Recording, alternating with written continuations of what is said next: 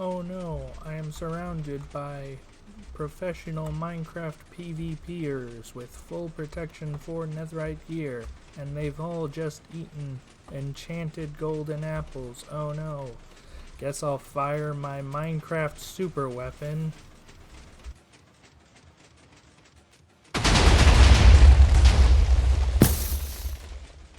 And there they go. Every last one of them dead.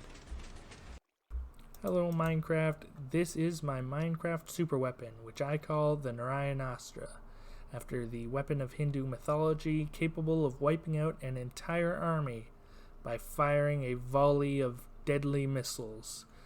And like the weapon of Hindu mythology, this weapon can also only be fired once.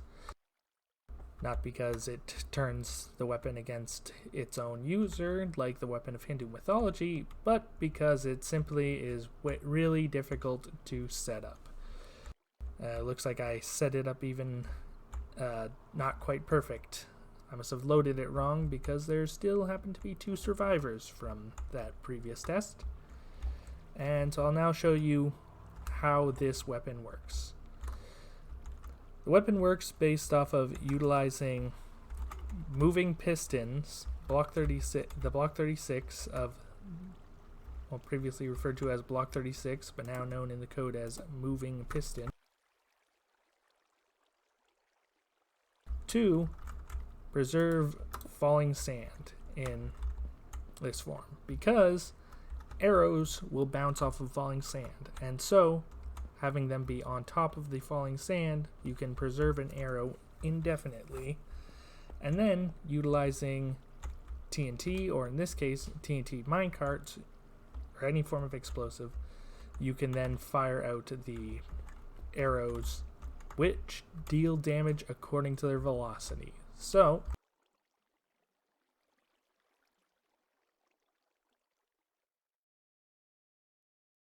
one second. So, in order to do that, I have this setup here, which pushes back and forth soul sand and dead coral fans to get the constant moving piston blocks, which then hold the sand in place. So, I'll load the sand in now to show how that works. So, the way they work here, even though this is just a few pixels below, arrows bouncing on top of this will actually still be above the block, which means that I can then use these pistons to push them over, hanging over the slime block, and then from there they can be launched up by the slime block to be propelled by the TNT minecarts. However, in order to do that, there's an issue, as the slime blocks are in direct contact with the area where the blocks are being pushed back and forth. If it is pushed up with the wrong timing, it will stick to those blocks, and as a result of being 8 slime blocks and then 6 additional blocks, it would be above push limit and would not push up. And even if it was below push limit, it would destroy the machine. So, in order to get around that, I utilize this. A few observers watching this, which I have, after much testing, confirmed that this is the optimal setup for this device. And by setting it up like so, I am then able to use this device to send the update order to this simple circuit, which normalizes any pulse sent through it to a certain time interval. In this case, basically 2/3 of the time the system would send the pulse through at the wrong time, and so this normalizes it to the other third of the time with this delay. So once it is set up like that, I can then remove this, and in order to seal this back up and cover up this hole in the ground and get this obstruction out of the way so it can fire in a total of 360 degrees. And now from here, I load in lots of TNT minecart. Use an auto clicker, and there we go, just put in 220 TNT minecart. And then from there, the machine is all but ready to fire. All it needs is the arrows loaded in. And in order to do that, we will do it manually. Reason being, dispensers have too much randomness, and it won't really work practically to do it any other way. So, in order to do this, I start from 0.25 in the coordinates, and I line up my angle to be about 0.2 in the right direction, and I fire an arrow just lightly. Doesn't matter how much. I move 0.01 blocks over, and then I fire another arrow. And in order to have this device work properly, it needs to have one arrow every 0.01 blocks. Otherwise, at that range, it will not be reliable at killing 100% of all enemies. But with proper spacing at 12 chunks render distance, this should be able to wipe out any number of enemies around as long as they don't double up. This weapon is so powerful it will even destroy a shield instantly by exceeding its durability, and then the damage will still carry over as the shield is instantly destroyed. Even then, will you still be killed while wielding a shield.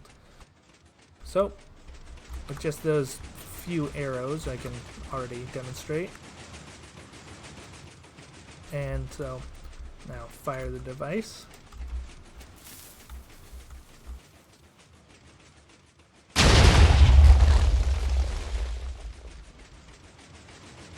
And I just realized I missed another crucial step in firing the device. And that is actually aligning the arrows to the slime blocks.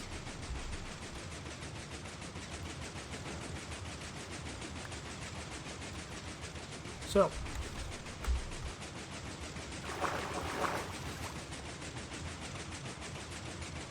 after going down in here, making sure to fire the arrows every fraction of a block. You don't care too much about accuracy. You want 90% accuracy is good enough. You can just spam like this and not be super precise about it. And then, always got to make sure to push the blocks over. As you see, they're still hovering over the slime blocks. And now, we can fire it.